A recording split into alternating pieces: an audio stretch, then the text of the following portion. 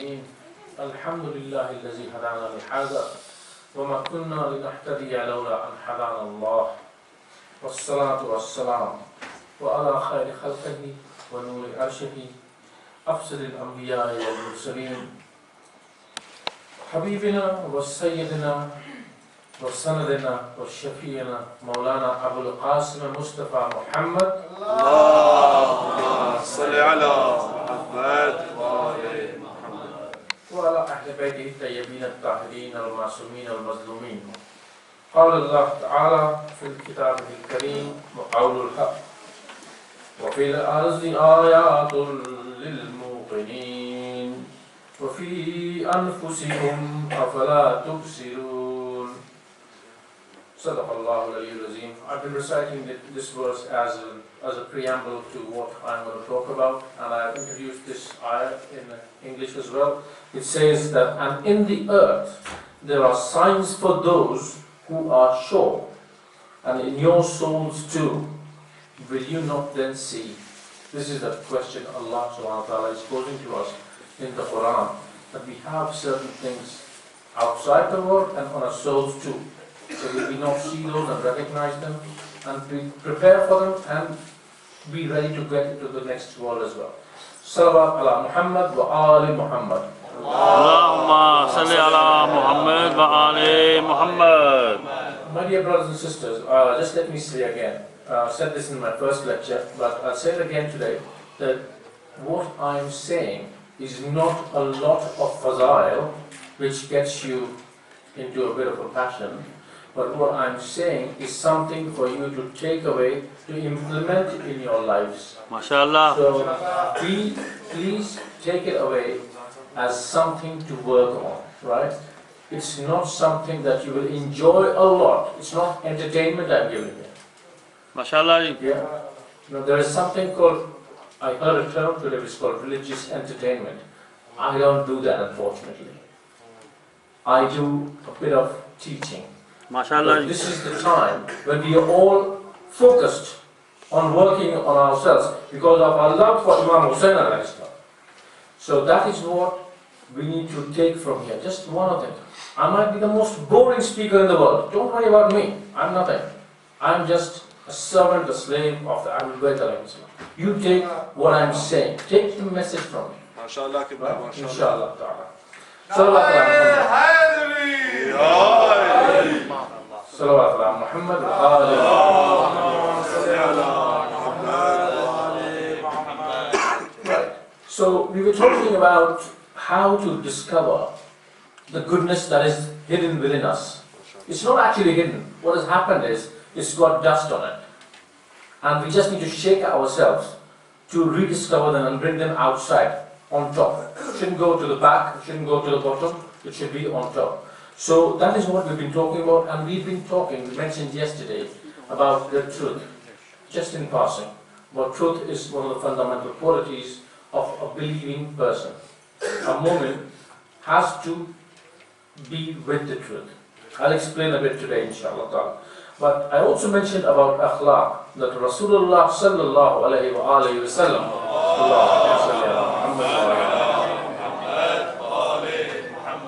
he was sent to perfect the traits of character, the noble traits of character, not the bad traits of character, the noble traits of character. That was his main mission. We can say he gave us fiqh and all that, but the main mission, the Quran says, is that he was sent to perfect the noble traits of character. Now, let's talk about ethics for a little while. We saw ethics is akhlaq, basically, in Arabic, and akhlaq has two dimensions. Pay very serious attention to this. This is a very important point for community development, for getting close to each other in spirit. Well, we can say it has three dimensions as well, but the third dimension is not actually akhlaq, it's not ethics, it's non-ethics.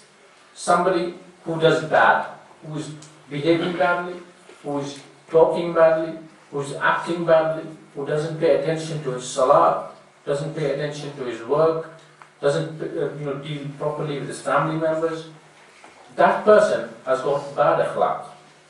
That person is a la'een. Because Allah's mercy is not on a person who doesn't pay attention to any of these things. These are basic things. So, although it's not mentioned as akhlaq because it's non-ethics, it's not ethical. The two main aspects or dimensions of akhlaq are, one is something like, if I do good to you, you do good to me. Normal human beings, right? If I do good to you, you'll be happy. If you don't do anything for me, at least you will say thank you. Shukran. Whatever. So that is a normal human being, that's how we deal with each other. That's called mahasinul akhlaq. Mahasin comes from the word hasana. Hasana means goodness, something beautiful, something nice. So mahasinul akhlaq is when we do good to each other because somebody else also does good to us. That is not a big deal. If you didn't do good to somebody who did good to you, you'll be called a bad person.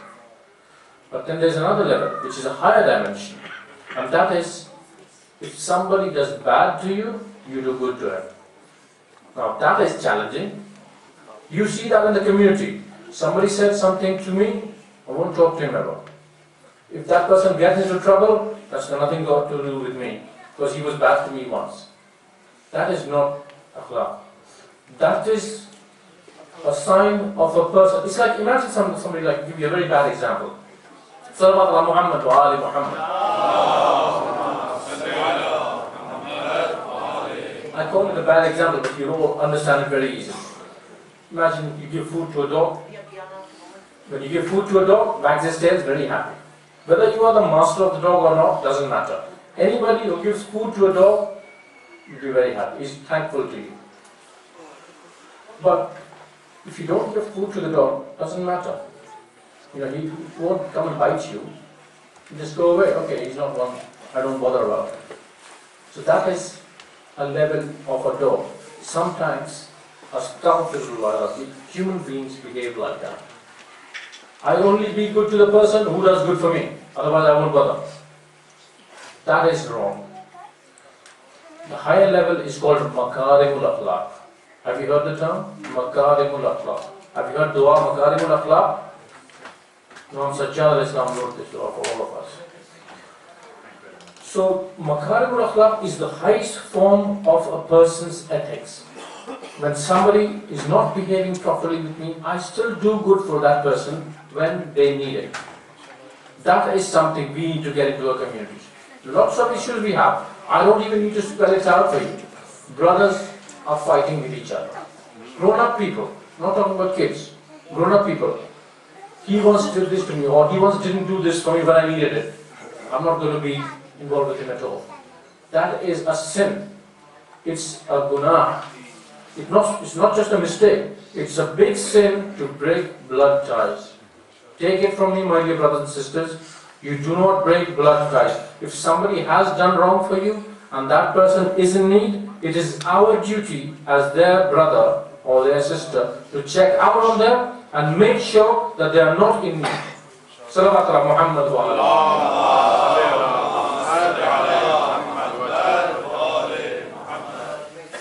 Rasulullah came to perfect these traits.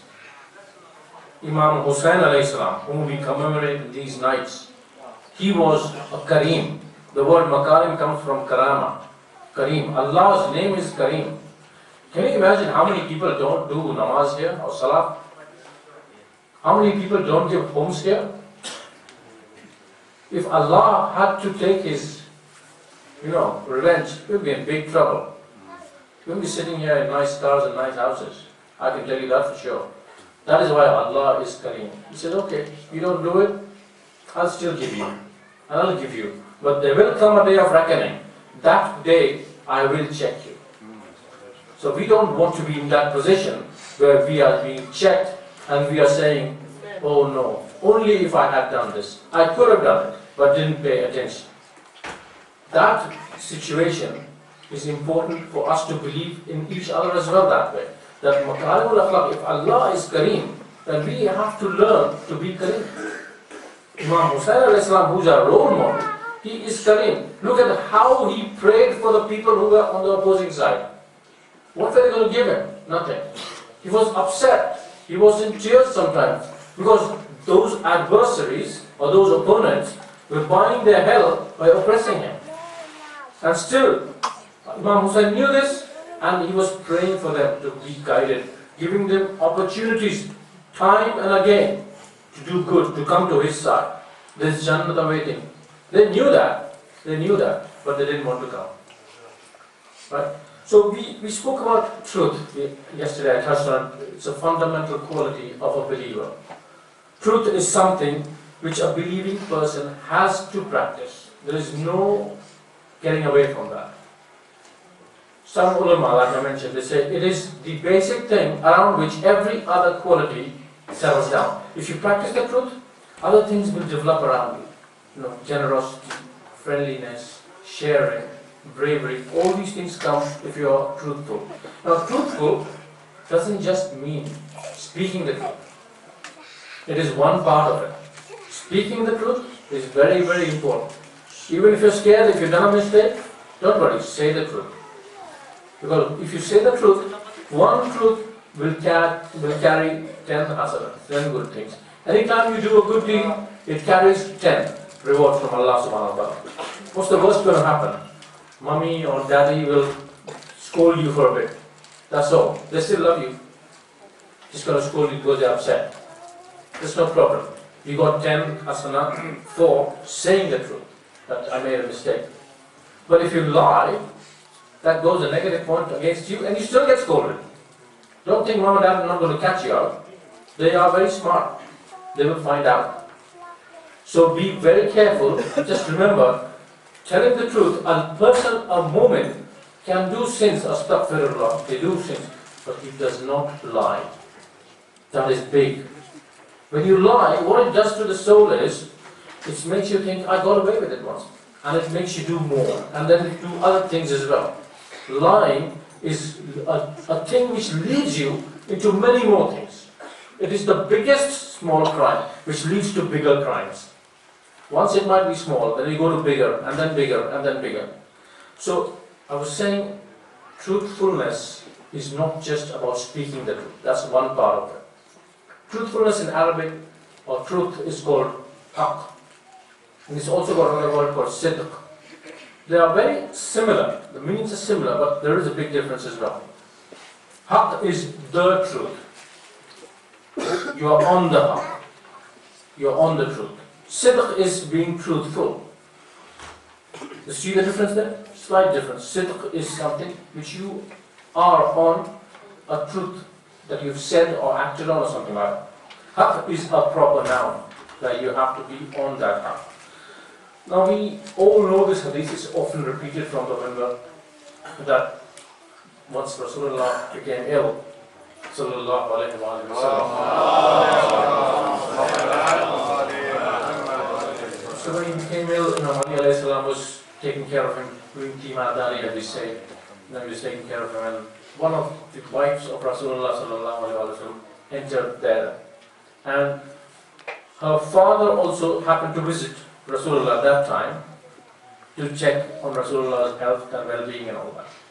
So when he asked Rasulullah, how are you and how are you feeling and all that, Rasulullah started to answer him, but he kept looking at Imam Ali alayhi salam's face. Now, the daughter, who's the Prophet's wife, kept getting a bit, intrigued by this, that why is father looking at Ali's face? So she asked him that question once Rasulullah had finished speaking, and her father replied, oh dear daughter, don't you know that Rasulullah said that looking at the face of Ali is ibadah? MashaAllah. MashaAllah. And the daughter, the wife of the Prophet, said, I know that. And Rasulullah also said that talking about Ali is also ibadah. Wow. Rasulullah was listening to it. He said, of course those two are ibadah, but having the love of Ali in the heart is also ibadah. MashaAllah. Narai Haidari. MashaAllah. So why did Rasulullah say that? I'm driving at a point here. You can say the truth for whatever reason. Sometimes, you know what, people say the truth with the intention the other guy is going to get in trouble. So he gets caught. But you say, I said the truth, I didn't say anything, I didn't make up anything, I said the truth. But your intention was wrong. Your intention was to get the other guy into trouble. And you think that you've done a good deed by telling the truth. Not exactly, not exactly, because your intention was wrong. So that is why Rasulullah said that believing in the heart is most important. It is important that you believe, you have the love of Ali in the heart. So you should have the truth in your heart as well. You have to believe in the truth, speak the truth, and act on the truth. Salawat ala Muhammad wa ali Allahumma salli ala Muhammad wa ali Muhammad. The Quran talks about to be pious and be with the truthful. So it's not just enough to speak the truth and act on the truth, but you have to develop the truth around you. You have to be with truthful people and make others see the importance of the truth and acting upon the truth. So these things are important. And Quran also says, use words like Siddiq. It talks about Ibrahim alayhi salam, it talks about Yusuf alayhi salam, it talks about Siddiq. What is a Siddiq? Siddiq is a person who is very much into the truth. He does nothing except the truth. Quran also talks about Lady Maryam salamullah alayha, the mother of Jesus, that she was a Siddiqa. And many hadiths say about Fatima salamullah alayha, that she was also a Siddiqa. I mean, look at it. Lady Fatima salamullah alayha, she's the leader of women in paradise, all times. If she wasn't a Siddiqa, she has to be at least minimum equal to the level of Maryam salamullah alayha, or even more, to be the leader. So she has to be a Siddiqa. Right? So don't come with an argument to me saying that the Quran says Maryam is a Siddiqa, not Fatima. Well, the hadith say that, and Rasulullah said that she is the leader of all women in paradise forever. So she has to be minimum a Siddiqa. She has to be higher than Maryam to be the leader. Salawat ala Muhammad wa ali Allahumma salli ala Muhammad wa ali Muhammad. So a person whose thoughts, whose actions and intentions are aligned with the truth is a Siddiq, is a truthful person. So it's not just words, it's actions and beliefs. A person who says something and does something, what is that person called? Loudly. Yalla Habib. A person who says something and does the opposite. Who said that? All of you say something. Munafiq, a hypocrite. A hypocrite, never be that. There's no space for even in hell for them. This place is the worst place, actually. So, Allah says, Allah is the Haqq. He is the truth. Right? He says, He created heavens and the earth bil Haqq. He sent the prophets bil Haqq. He sent the Quran bil Haqq. You received the revelations bil Haqq. Everything is either Haqq or bil Haqq. The rest is all batil, falsehood. So Yazid was based on falsehood totally. His birth was false. His parents were false. When I say false, I don't mean they were like right or wrong. I mean their wujud, their origins, their belief system. Everything was based on falsehood. Yazid's actions were false. His words were false. His behavior was false. Everything about him was the opposite of Kareem ibn Kareem Imam Hussain alayhi salam. Right? So, Imam Hussain alayhi salam acted on the truth. He believed in the truth, of course. He acted on the truth all the time. When he was Imam for 10 years, after Imam Hassan passed away, salamullah alayhi. And then he fought for the truth by going against the big government machinery that was there at that time of Yazid Lanatullah. He had to act on the truth in order to establish the truth and throw out the falsehood. It is very, very important to recognize the truth of our times and the falsehood of our times. The truth is standard. We have role models. There's no issues on that. But we fail sometimes to recognize the falsehood of our time. That is the Yazids of our time. They don't come away with, horns on the head or daggers. They come with sweetness. Remember this. If you get easily swayed, remember, you need to question it. Is it with your standards or not? Is it bearing the standard of Quran and Hadith? Is it according to your role model of Imam Hussain alayhi salam or not? Of any of the Aimah, for example. We have to be very, very careful in this day and age, especially in our country. How many recognize the truth at the time of Imam Hussain alayhi salam? There were thousands of people who knew he was on the right. He was on the right. He was the truth. 10,000 were letters only from Kufa to come. 10,000 letters. Some people might not even have written from Kufa to invite him. Can you imagine how many thousands were there in the whole of Arabia that knew that Imam Hussain was on the truth? We all know that. Let me tell you something very, very important which we have to be on. We are awaiting our 12th Imam, Muhammad al-Mahdi alayhi salam. Are we awaiting or not awaiting? Say loudly. Yes. Labbaik ya Mahdi. Labbaik ya Mahdi. Yes. Now if we say Labbaik ya Mahdi, I must tell you that this battle of Karbala that happened 1300 and some years ago, whenever it was, 1380 years ago, this battle of Karbala was a prototype for the big battle that is to come. You know what a prototype is? It's a model. You build a model first, and then you build the main thing. This battle of Karbala, which we mourn for and we commemorate, is just a prototype for a big battle that is about to come. When Al-Qaim al-Ahl Bayt comes here, he will be calling us. He will be calling us to come to battle. Because there will be Yazid of that time. We have Yazid of our time. And whenever Imam comes, he will call us and we have to be ready to go. You can't just get up and go. Oh, I'm on a job at the moment.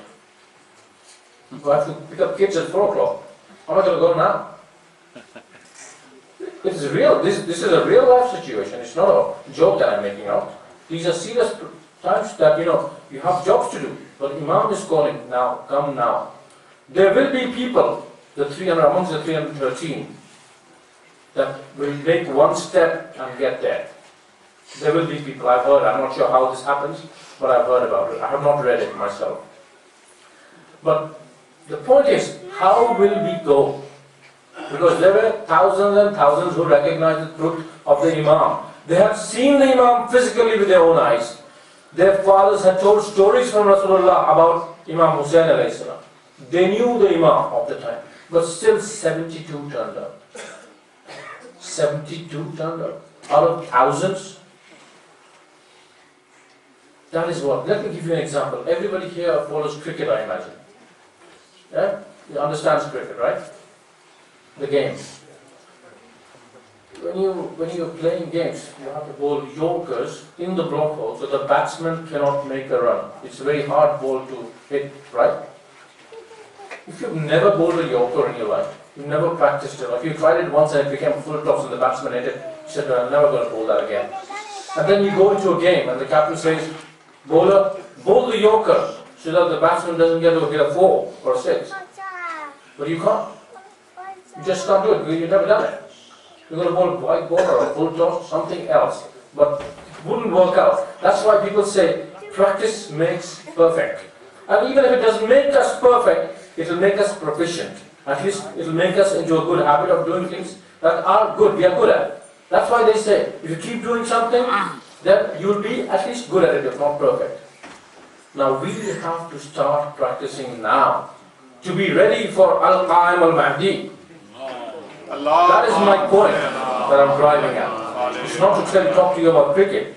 The point is, we need to practice now, and then say that we will be ready for Imam when he comes. And then we say, Labbaik ya Mahdi. If we don't practice, you're not going to do it.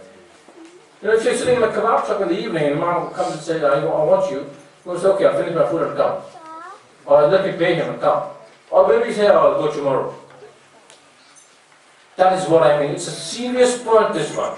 We need to practice the truth now. We need to be on the truth now. And we speak the truth now, however difficult it is for us in our lives, so that we get into a practice and we become qualified enough for the Imam to counter us. All of us sitting here, grown-ups, all of us. They always say, Al-Ajal on Fridays, on Thursday nights.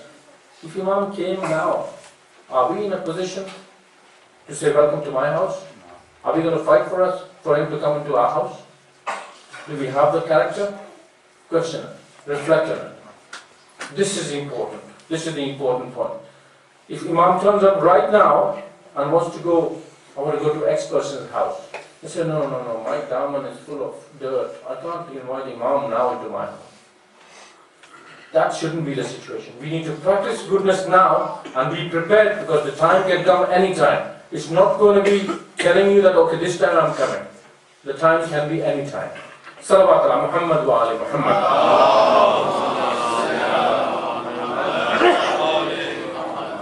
72 recognized the truth. 72, out of which 18 were family members. One of them who recognized the truth was Zuhair ibn al-Qayn. Zuhair wasn't a follower of the Ahlul Bayt, and by coincidence he was also traveling at the time when Imam Hussein's caravan was going to Kufa. And Zuhair made utmost effort not to get together with Imam Hussein's caravan. He did not want to get into any hassle. He was just traveling and he wanted to keep away from Imam Hussein's caravan. If Imam Hussein was stopping somewhere, he'll make sure that he was back. Wasn't, getting together with him. But it came to a point where both the caravans were at the same place at one time. And Imam Hussein sent a messenger to Zuhair asking him to come and talk to him. The messenger comes when Zuhair is tired, he's ready to have food with his wife. And the messenger comes and says to Zuhair, Ibn Zahra wants to talk to you. And he's in two minds now, he's confused. What do I do now? Should I go or should I not go? But when you have a good spouse, they can direct you in the right direction sometimes. If your husband or wife is good, they can direct you to the right way. And his wife said, Zuhair, Ibn Zahra is calling you, go and talk to him at least. What's going to happen? Listen to him. And Zuhair went. Now I don't know what Imam Hussein said to Zuhair, but when he came out of the tent, he was beaming, Zuhair was smiling ear to ear, and he distributed his wealth among his servants, and he freed up his wife. He said, you go back to your family, because I belong to Hussein now, I am for Hussein, and I'm going with Hussein. Zuhair was one of the motivators of the battalion of Imam Hussein on the night before Ashura, apart from Imam Hussein alayhi salam. Another person who we talk about today is Thumama.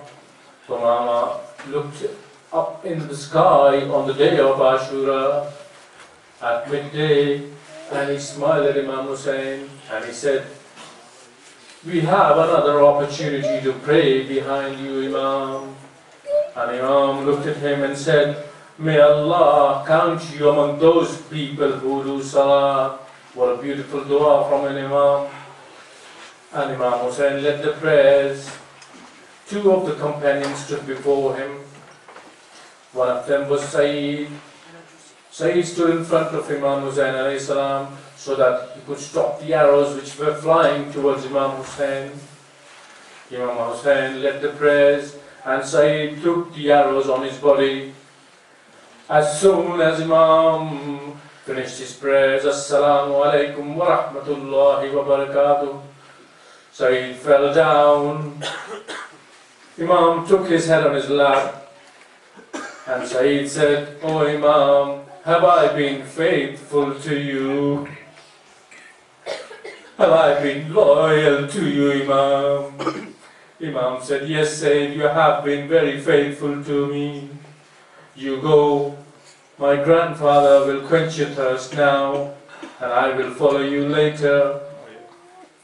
Another companion was Muslim ibn al-Sajjah. He was an old man, but he was a warrior. When he went to battle, he fought valiantly in his old age, but when he was struck, he fell from his horse and he called out to Imam. Imam went rushing towards Muslim ibn al-Sajjah. Habib ibn Muzahir also went with him. Imam took Muslim's head on his lap again. He wiped off the sand from his face. And Habib said to Muslim, "Oh Muslim, I do not have time to execute any will that you might have, because I am coming soon behind you. But if you still have any wish, let me know, I'll try and fulfill it for you." Muslim just looked at Imam Hussain and pointed his finger towards Imam Hussain and said to Habib, "Oh Habib, take care of my Mawla. Don't let him get hurt. Protect him. Save him, Habib." And Habib promised that he would, till the last drop of his bare blood, protect Imam Hussain. Only a few hours later, Imam Hussain was on his own in the battlefield. He had lost Habib, he had lost Abbas, he had lost Qasim, he had lost Ali Akbar. There would be nobody to put Imam Hussein's head on his lap and say, "I will take care of your body." Ala lanatullah ala qawmiz zalimin. Wa sayalamu allazina zalamu ayya munqalibin yanqalibun.